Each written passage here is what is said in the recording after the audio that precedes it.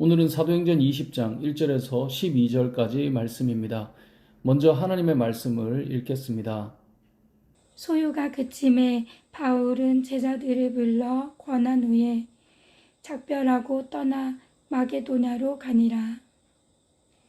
그 지방으로 다녀가며 여러 말로 제자들에게 권하고 헬라에 이르러 거기 석 달 동안 있다가 배 타고 수리아로 가고자 할 그때에 유대인들이 자기를 해하려고 공모함으로 마게도냐로 거쳐 돌아가기로 작정하니 아시아까지 함께 가는 자는 베레아 사람 브로의 아들 소바더와 데살로니가 사람 아리스다고와 세곤도와 더베 사람 가이오 및 디모데와 아시아 사람 두기고와 드로비모라. 그들은 먼저 가서 드로아에서 우리를 기다리더라. 우리는 무교절 후에 빌립보에서 배로 떠나 닷새만에 드로아에 있는 그들에게 가서 이레를 머무니라. 그 주간의 첫날에 우리가 떡을 떼려 하여 모였더니 바울이 이튿날 떠나고자 하여 그들에게 강론할세 말을 밤중까지 계속하매 우리가 모인 윗다락에 등불을 많이 켰는데 유두고라 하는 청년이 창에 걸터 앉아 있다가 깊이 졸더니 바울이 강론하기를 더 오래 하매 졸음을 이기지 못하여 3층에서 떨어지거늘 일으켜 보니 죽었는지라. 바울이 내려가서 그 위에 엎드려 그 몸을 안고 말하되 떠들지 말라 생명이 그에게 있다 하고 올라가 떡을 떼어 먹고 오랫동안 곧 날이 새기까지 이야기하고 떠나니 사람들이 살아난 청년을 데리고 가서 적지 않게 위로를 받았더라. 아멘. 오늘 본문 1절을 보면 바울은 에베소 지역에서의 사역을 마무리하고 마게도냐로 갔다고 말씀합니다. 마게도냐는 소아시아 반도 맞은편 지역으로 빌립보와 데살로니가 그리고 베레아 등의 도시가 있는 곳으로 2차 전도 여행 때 바울이 복음을 전했던 곳이었으나 이 핍박으로 인해 급히 그곳을 떠나야 했던 곳이었습니다. 그러다 보니 바울의 마음에 아쉬움이 많이 남아있는 지역이었겠죠. 지금 바울은 바로 그곳을 다시 방문하여 교회들을 위로하고 말씀을 가르치는 겁니다. 사역을 하면서 온전히 다 쏟아부어주지 못하여 마음에 남아있는 곳을 다시 찾아가 위로하는 바울의 모습이 오늘 본문에 담겨 있는 것이죠. 우리도 사역을 하다 보면 마음에 남는 곳들이 생깁니다. 지역이 될 수도 있고요. 사람이 될 수도 있겠죠. 다 쏟아붓지 못해 안타까움이 생길 때가 있습니다.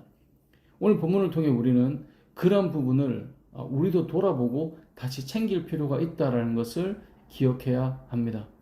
항상 모든 곳에서 우리가 완벽할 수 있는 것은 아닙니다. 참 잘하다가도 어느 부분, 어느 영역, 어느 시기에는 그렇지 못할 때가 우리에게 있는 것이 모든 사람의 모습일 것입니다. 하지만 그런 곳을 돌아보고 다시 찾아갈 수 있는 것이 우리에게 필요한 마음일 것입니다. 본문에서 또 한 가지 알 수 있는 것은 바울이 가는 길에 함께하는 자들이 있었다는 것입니다. 4절을 보면 아시아까지 함께 가는 자는 베레아 사람 브로의 아들 소바더와 라고 말하면서 쭉 함께 가는 자들의 이름을 기록하고 있습니다. 우리가 사도행전을 보면서 깨닫는 것이 무엇입니까? 보면 사람들이에요. 좀 더 정확하게 말하면 동력자들이에요.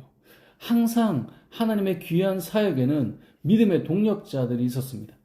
함께 길을 가주는 사람들이 있더라는 겁니다. 때로는 먼저 가서 우리를 기다려주는 사람들도 있더라는 거예요.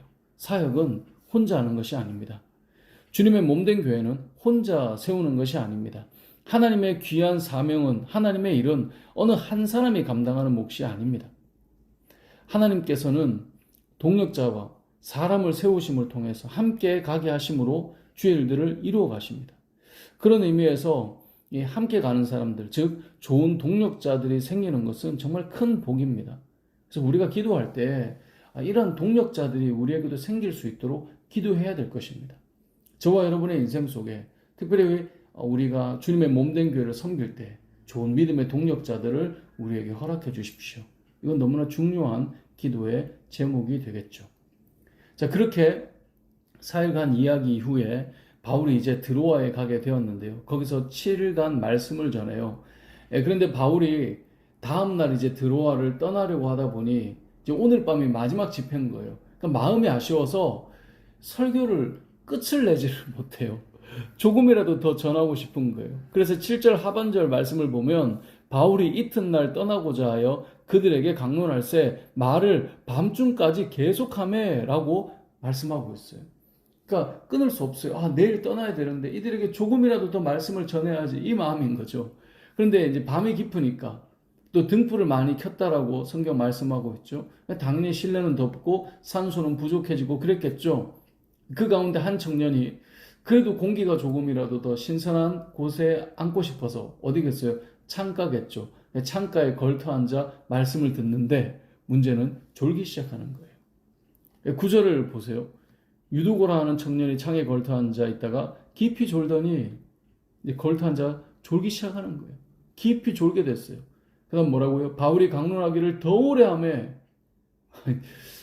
더 길어지는 거죠. 졸음을 이기지 못하여 3층에서 떨어지거늘 3층에서 떨어져 버린 거예요.